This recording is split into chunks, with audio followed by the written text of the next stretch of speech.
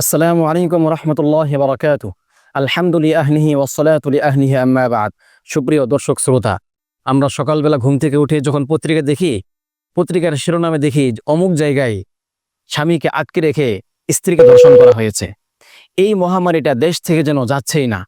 দৈনন্দিন একের পর এক রাস্তাঘাটে যানবাহনে নারীরা ধর্ষিতা হচ্ছে। এর কারণটা কি? এই সম্পর্কে শরীয়তের বিধানটা বা কি? প্রিয় দর্শক, আমরা যদি অতীতের ইতিহাসের দিকে একটু খেয়াল করি, ইসলামের শাসনের দিকে একটু খেয়াল করি, তাহলে আমরা দেখব যে ইসলামী শাসন আমলে ধর্ষণ নামক এই অপরাধটা কেমন যেন এর পার্সেন্টেজ হিসেবে শূন্য কোঠায় নেমে এসেছিল। কারণ কি? সেখানে শরীয়তের বিধান বাস্তবায়ন ছিল। আজ দেশের মধ্যে অনেক আইন রয়েছে, কিন্তু কোনোভাবেই ধর্ষণের অপরাধটা বন্ধ হচ্ছে না। আমরা আজ জানবো যে ধর্ষণের শাস্তিটা কি, কোরআনে কারিমের মধ্যে কি আসছে এ ব্যাপারে। সূরা নূরের ২ নম্বর আয়াতে আল্লাহ তাআলা বলেছেন, আয-যানিয়াতু ওয়াজ-যানি ফাজলিদু কুল্লা ওয়াহিদিম মিনহুমা মিআতা জালদা। ধর্ষক যদি সে অবিবাহিত হয়, তাহলে তার শাস্তি হচ্ছে তাকে ১০০ বেত্রাঘাত করা হবে লোকসম্মুখে, একেবারে সমাগম স্থলে, স্কোয়ারে, ময়দানের মধ্যে তাকে সকল মানুষের সামনে ১০০ বেত্রাঘাত করা হবে। আর যদি ধর্ষক অবিবাহিত হয়, তাহলে তার শাস্তি কি? মূলত এটি হচ্ছে একটি জিনা ব্যভিচারের শাস্তি, এবং এই শাস্তিটাও আসছে সুনানে ইবনে মাজার ২৫৫৩ নম্বর হাদিস শরীফের মধ্যে। রাসূলুল্লাহ সাল্লাল্লাহু আলাইহি ওয়াসাল্লাম ইরশাদ করেছেন, আশ-শাইখু ওয়াশ-শাইখাতু ইযা জানায়া ফারজুমুহুমা নাকালাম মিনাল্লাহ। যখন কোনো বৃদ্ধ পুরুষ এবং বৃদ্ধা নারী অথবা কোনো বিবাহিত পুরুষ বিবাহিত নারী তারা ব্যভিচার করবে, তখন তাদেরকে পাথর নিক্ষেপ করে হত্যা করা হবে। সরাসরি আদেশ করা হয়েছে, ফারজুমুহুমা নাকালাম মিনাল্লাহ, প্রস্তর নিক্ষেপ করে তাদেরকে হত্যা করা হবে, এবং এই শাস্তি অবশ্যই লোক সম্মুখে প্রদর্শন করা হবে। তাহলে ইনশাআল্লাহ ভবিষ্যতে আর কেউ ধর্ষণ করার চেষ্টা করবে না। এছাড়াও এটি মূলত ব্যভিচারের শাস্তি, যে ধর্ষক হবে যারা জোরপূর্বক নারীদের সম্মান হানি করে, তাদের ক্ষেত্রে অতিরিক্ত কিছু কঠোরতা শাস্তি বিচারক চাইলে আরোপ করতে পারে। আমরা এই ব্যাপারটি প্রমাণ করতে পারি সূরা মাইদার ৩৩ নম্বর আয়াত থেকে। আল্লাহ তাআলা বলেছেন, ইন্নামা জাযাউল্লাযীনা ইউহারিবুনাল্লাহা ওয়া রাসূলাহু ওয়া ইয়াসআউনা ফিল আরদি ফাসাদান আন ইউকাত্তালু আও ইউসাল্লাবু।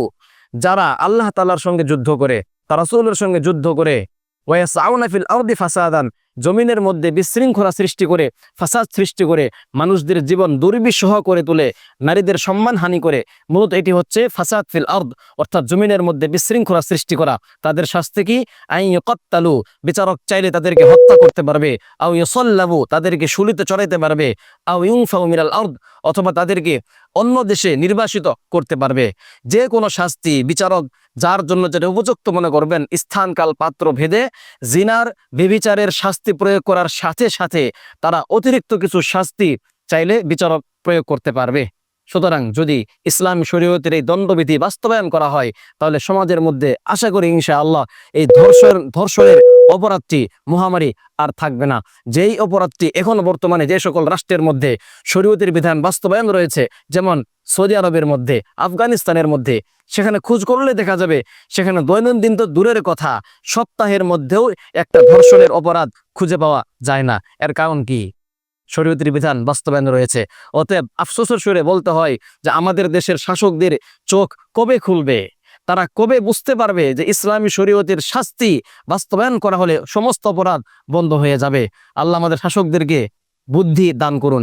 একটি কমন সেন্সের বিষয়, সেটি হচ্ছে যখন যে ব্যক্তি কোনো জিনিস আবিষ্কার করবে, সে ওই জিনিসের বিষয় ভালো করে বুঝবে। যেমন যে কম্পিউটার আবিষ্কার করেছে, যে মোবাইল আবিষ্কার করেছে, কম্পিউটারের মধ্যে, মোবাইলের মধ্যে কোন পার্টস দিলে, কোন ফাংশন দিলে, কোন ফাংশন কোন কাজ করবে, এটা তার থেকে শিখতে হবে। ওই কম্পিউটারের বিধিবিধান তার থেকে জানতে হবে।